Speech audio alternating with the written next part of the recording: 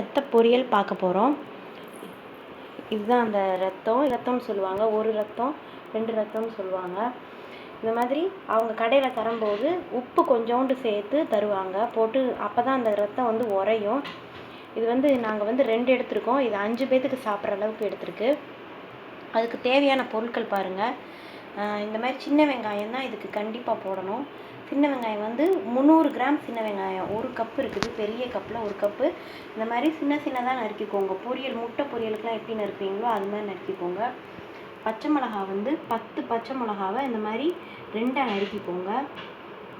ஒரு ரத்தத்துக்கு 5 பச்சை மிளகா கணக்கில் 10 பச்சை மிளகா எடுத்துருக்கு. அப்புறம் இதை பொடி பண்ணுறதுக்கு மிளகு, சீரகம். மிளகு ஒரு 5 டீஸ்பூன், சீரகம் 5 டீஸ்பூன் போட்டிருக்கு. 2 ஒரே அளவு எடுத்துக்கோங்க. அப்புறம் கருவேப்பிலை, கொத்தமல்லி தழை, தாளிக்கிறதுக்கு கடுகு, உளுந்து. இது 2மே கொஞ்சம் நல்லா போட்டால் நல்லாயிருக்கும். அப்புறம் கண்டிப்பாக நல்லெண்ணெயில் தான் செய்யணும். நல்லெண்ணெய் ஒரு 4லேருந்து 5 டேபிள் ஸ்பூன் எடுத்துக்கோங்க. அப்புறம் மஞ்சத்தூள் இதுக்கு ஒரு டீஸ்பூன் ஃபுல்லாக போடுங்க. உப்பு தேவையான அளவு.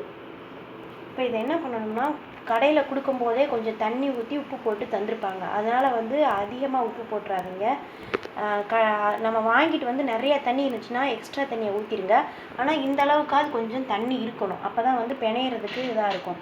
இப்போ இதை நல்லா பிணையணும். அது எப்படின்னு பாருங்கள். பிணையிறதுல தான் நம்மளுக்கு ரத்த பொரியல் உதிர் உதிராக வரும். இந்த மாதிரி பிணைங்க. இது சில பேருக்கு பார்க்க ஒரு மாதிரி இருக்கும், ஆனால் ரொம்ப டேஸ்ட்டாக இருக்கும். உடம்புக்கு அவ்வளோ நல்லது. இரும்பல், இந்த மாதிரி புகைச்சல் மாதிரி இருக்கிறவங்களுக்கு, சளி தொந்தரவு இருக்கிறவங்களுக்கு இது செஞ்சு சூடாக வெறும் வயிற்றில் சாப்பிடும்போது நல்லாயிருக்கும். இது கரண்டிலேயோ மற்றதுலாம் பிணைஞ்சால் நல்லா இருக்காது. இந்த மாதிரி வேறு வழி இல்லாமல் கையில் தான் நம்ம பிணையணும். பிணைஞ்சால் தான் நல்லா உதிராக வரும்.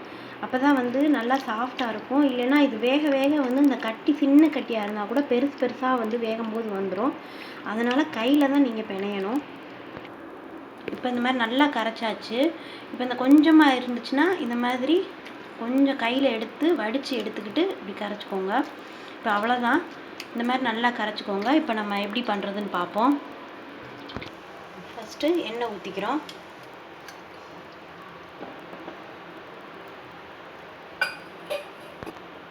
எண்ணெய் காஞ்சோடனே கடுகு, உளுந்து சேர்த்துக்கிறோம். கடுகு போட்டு கொஞ்சம் நல்லா பொரியட்டும். நல்லா வெடிச்சதுக்கப்புறம் உளுந்து சேர்த்துக்கிறோம்.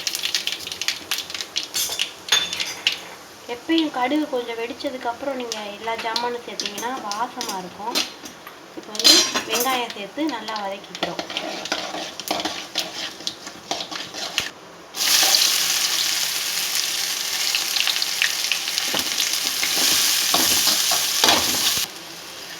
இப்போ பச்சை மிளகா, கருவேப்பிலை சேர்த்துக்கிறோம். கருவேப்பிலையை சின்னதாக சேர்த்துக்கோங்க. இதை லைட்டாக உப்பு போட்டு வெங்காயம் வதக்கிட்டுருக்கோம். இப்போ அந்த வெங்காயம் வதங்கிறதுக்குள்ளேயும் நம்ம மிக்ஸி ஜாரில் சீரகத்தையும் மிளகையும் நம்ம நல்லா பொடி பண்ணி எடுத்து வச்சுக்கிறோம். இது நீங்கள் ஏற்கனவே அரைச்சது இருந்தாலும் இது செய்யும்போது கொஞ்சம் ஃப்ரெஷ்ஷாக செஞ்சிங்கன்னா வாசம் நல்லாயிருக்கும். இதை நல்லா இப்போ நம்ம மிக்ஸி ஜாரில் போட்டு பொடி பண்ணி வச்சுக்கிறோம். வெங்காயம் இந்த அளவுக்கு வதங்கினோடனே நம்ம ரத்தத்தை ஊற்றிக்கிறோம். அதுக்கு முன்னாடி கொஞ்சோண்டு மஞ்சத்தூள் சேர்த்துக்கிறோம். அந்த எண்ணெயிலே லைட்டாக வதக்கணுன்னே நம்ம இப்போ அந்த ரத்தத்தை இதில் ஊற்றிக்கிறோம்.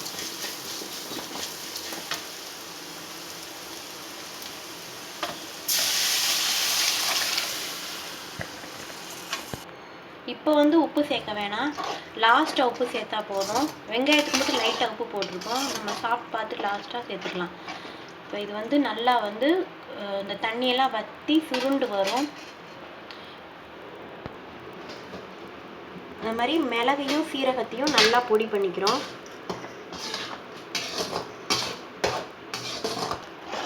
இந்த மாதிரி ஊற்றி கொஞ்ச நேரத்துலேயே அப்படியே கெட்டியாகுது பாருங்கள். தண்ணி வற்றி இந்த ரத்த பொரியல்லாம் நம்ம வீட்டில் அந்த காலத்தில் இரும்பல், சளி இந்த மாதிரி இருந்துச்சுன்னா உடனே டாக்டர்கிட்ட போய் மாத்திரையெல்லாம் சாப்பிடாம வீட்டிலையே என்னென்ன கை வைத்தியம் இருக்கோ அதை தான் செய்வாங்க. இப்போ எல்லோரும் மறந்துட்டோம்.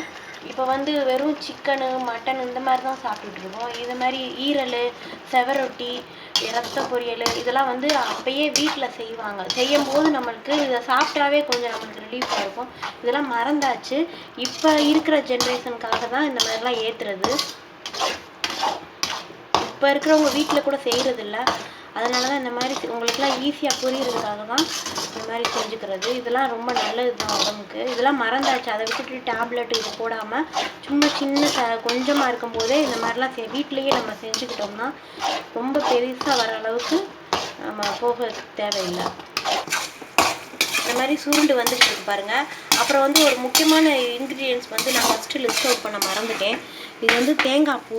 தேங்காய் பூ வந்து இது வந்து இந்த 2 ரத்தத்துக்கு வந்து ஒரு அரை முடி தேங்காவாவது நம்ம துருவி போடணும்.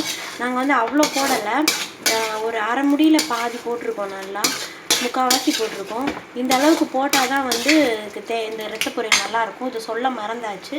இது கண்டிப்பாக சேர்த்துக்கோங்க. இன்க்ரீடியன்ஸில் நீங்கள் சேர்த்துக்கோங்க. இப்போ இந்த ஃபுல்லாக தண்ணி வற்றணும். இன்னும் கூட உதிராக வரணும். இப்போ நம்மளுக்கு ரெடி ஆயிடுச்சு. இந்த அளவுக்கு கொஞ்சம் ஜூஸியாக இருந்தால் தான் நல்லாயிருக்கும். கொஞ்சம் ஆறி சாப்பிடும்போது இப்போ இந்த மிளகு சீரகத்தை சேர்த்துக்கிறோம். பொடி பண்ணோம் பார்த்தீங்களா, அதை எவ்வளோ வேணுமோ சேர்த்துக்கோங்க. அதாவது நம்ம இன்னும் தேங்காய்லாம் போடல. தேங்காய் போட்டோடனே அந்த ஈரப்பசையை கொஞ்சம் எடுத்துடும். அப்போ நம்மளுக்கு கரெக்டாக இருக்கும். ரொம்ப நீங்கள் செய்யும்போதே வந்து வரன்னு செஞ்சிங்கன்னா சாப்பிடும்போது ரொம்ப அப்படியே ஒரு மாதிரி இருக்கும். இது வந்து ஜூஸியாக இருக்கும்.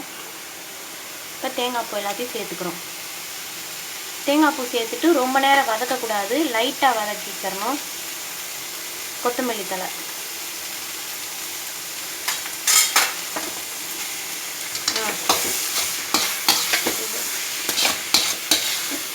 அவ்வளோதான். நம்ம ரத்த பொரியல் சூப்பராக ரெடி ஆயிடுச்சு. இது வரைக்கும் சாப்பிடாதவங்க, டேஸ்ட் பார்க்காதவங்களுக்கு இதை பற்றி தெரியாது. ஏற்கனவே சாப்பிட்டவங்களுக்கு தான் தெரியும் இதோட டேஸ்ட்டு. நம்ம கொஞ்சம் கூட நம்ம உப்பு போடலை. நம்ம வெங்காயத்துக்கு போட்டது தான். நம்ம அந்த ரத்தத்தில் கலந்து கொடுக்கும்போது உப்பு போட்டிருந்தாங்க கடைக்காரங்களே போட்டது தான். இப்போ நம்ம லாஸ்ட்டாக உப்பு சேர்த்துக்கிறோம். டேஸ்ட் பார்த்துட்டு உப்பு சேர்த்துக்கோங்க. கொஞ்சம் சேர்த்தா போதும். இப்போ நல்லா வதக்கி விட்டுக்கோங்க. இப்போ உங்களுக்கு போட தெரிஞ்சுக்கும். தேங்காய் பூ போட்ட உடனே கொஞ்சம் அந்த ஈரப்பசை எடுத்துருச்சு. கண்டிப்பாக ட்ரை பண்ணி பாருங்கள். நம்ம சூடான ஆட்டு ரத்த பொரியல் ரெடி ஆயிடுச்சு.